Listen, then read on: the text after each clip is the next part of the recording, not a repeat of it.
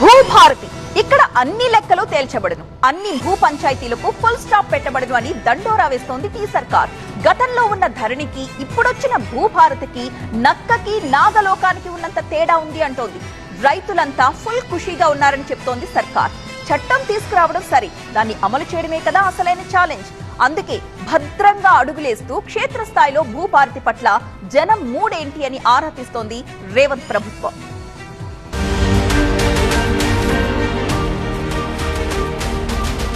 వేరే భూమి కొన్న గమనంలోది ఆయన అత్తలేడు, సంతకం పెడతలేడు. 30 ఏళ్ళ దగ్గర పట్టగాలే గట్టినే పోతాను. మేము దున్నుకుంటూ పోతాను, వాళ్ళు చేయమంటే చేస్తలేడు సార్.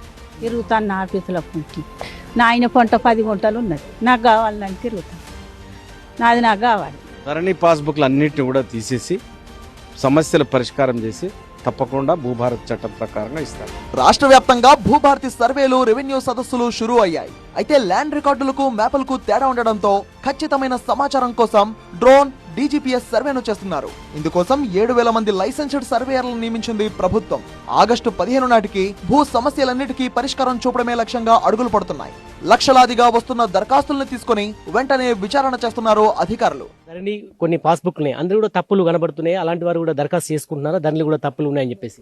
అందులో తప్పులు అంటే భూ స్వభావం కొన్ని లావణ పట్టణ పడ్డాయి, కొన్ని తక్షిణామన పడ్డాయి. కొనుగోలు చేసిన వాటి కొనుగోలు కాకుండా తక్షిణామన కింద వచ్చాయి. వాటిని కూడా సరి చేస్తున్నాం. మీకు దరఖాస్తు ఇచ్చిన తర్వాత ఇన్ని రోజులకు విచారణ జరుగుతాయి. ఎప్పటికీ దరఖాస్తుదారులకి న్యాయం జరగబోతుంది. ఈరోజు దరఖాస్తు ఇస్తే ఈరోజు సాయంత్రం మేము మా పరిధిలో ఉన్న వాటిని మేము పరిష్కరిస్తున్నాము. కానీ వాటిని భూభారతి పోర్టల్లో పెట్టుకొని అప్లై చేయమని చెప్తున్నాము. దాని ద్వారా పరిష్కరిస్తాం. ధరణి చట్టాన్ని బంగాళాఖాతంలో వేస్తాం, దానికి బ్రహ్మాండమైన ప్రత్యామ్నాయాన్ని తీసుకొస్తాం అని గత ఎన్నికల్లో శపథం చేసి నిలబెట్టుకుంది కాంగ్రెస్ పార్టీ.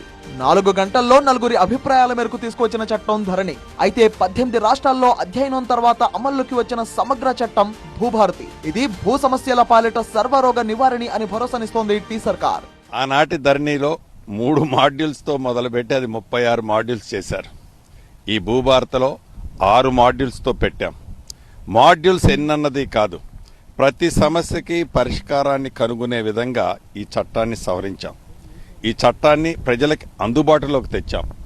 ఈ చట్టం ఆనాడు ధరణి వచ్చినప్పుడు ప్రజలు ఆఫీసుల చుట్టూ తిరగాల్సి వచ్చేది. ఈ భూభారతి అధికారులే గ్రామ ప్రాంతాలకు వెళ్లి వారి సమస్యలను పరిష్కరించే దిశగా ఈనాడు పనిచేస్తారు. భూభారతి చట్టం ప్రజలకు చుట్టం అని ప్రభుత్వం చెబుతోంది సరే, మరి క్షేత్రస్థాయిలో పరిస్థితి ఎలా ఉంది? మిస్సింగ్ సర్వే నంబర్లు, పెండింగ్ మ్యూటేషన్, లావణి పట్టా కొనుగోళ్లు, విరాసత్, సాదా బైనామా భూముల రిజిస్ట్రేషన్ కోసం ఇంకా కాళ్లరిగేలా తిరగక తప్పడం లేదు అనేది రైతుల గోడు. 5 ఎకరాలు 13 గుంటలు నాకు ఇల్లు ఇచ్చిండ్రు ఆల్రెడీ కట్ చేసి. ఇచ్చిన తర్వాత మళ్ళా ఆ ఎకరము 5 గుంటలు మా తమ్మునికి అమ్మింది, నీలిమ. అమ్మిన తర్వాత కూడా ఇప్పుడు 7-8 సంవత్సరాల నుంచి వెళ్ళి అదే ఆమె పేరు మీద చూపిస్తుంది, మా తమ్ముని పేరు మీద చూపిస్తుంది. ఇంట్లో తక్కువ ఉన్నది అంటారు. నాకు 2012లో పట్టా అయింది, డాక్యుమెంట్ ఉన్నాయి, పాస్బుక్ వచ్చింది, పానీలు వెళ్తుంది, అన్నీ వెళ్తుంది, రైతు బంధు వస్తుంది. అయితే ఇప్పుడు కాటిపల్లి నీలిమ పేరు ఎందుకు చూపిస్తుంది నాకు? అయితే ఆమె పేరు తొలగించాలని చెప్పి విన్నవిస్తున్నాను.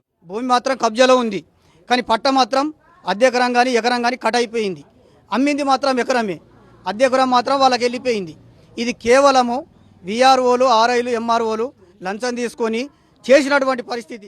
రాష్ట్రంలో సగానికి పైగా ఉన్న రైతు ఓటు బ్యాంకులను ఇబ్బంది పెడితే ఏ ప్రభుత్వానికైనా భారీ మూల్యం చెల్లించుకోక తప్పదు. అందుకే గత గుణపాఠాలను గుర్తు చేసుకుని భూభారతి చట్టం అమలును ఆచితూచి అత్యంత జాగ్రత్తగా అమలు చేస్తోంది రేవంత్ సర్కార్.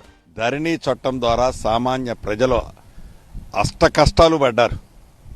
దాని ఫలితమే 2023 డిసెంబర్లో జరిగిన ఎన్నికల ఫలితం. అదే రకంగా ఈ భూభారతి నేను అనేక సందర్భాల్లో అసెంబ్లీ సాక్షి కూడా వాళ్ళకి చెప్పాను. అసెంబ్లీ సాక్షిగా రేపు రాబోయే మళ్ళా సార్వత్రిక ఎన్నికలకు మాకు రెఫరెండం ఈ భూభారతి 2025 చట్టం అన్నాను. దాని మీద బరాబర్ నేను మా పార్టీ నిలబడి ఉంటుంది. గతంలో ధరణి పేరుతో లక్షలాది ఎకరాల రికార్డులు తారుమారు చేశారని, లేని భూములను ఉన్నట్టుగా చూపించి రైతు బంధు డబ్బును దోచుకున్నారని ప్రభుత్వం అనుమానిస్తోంది.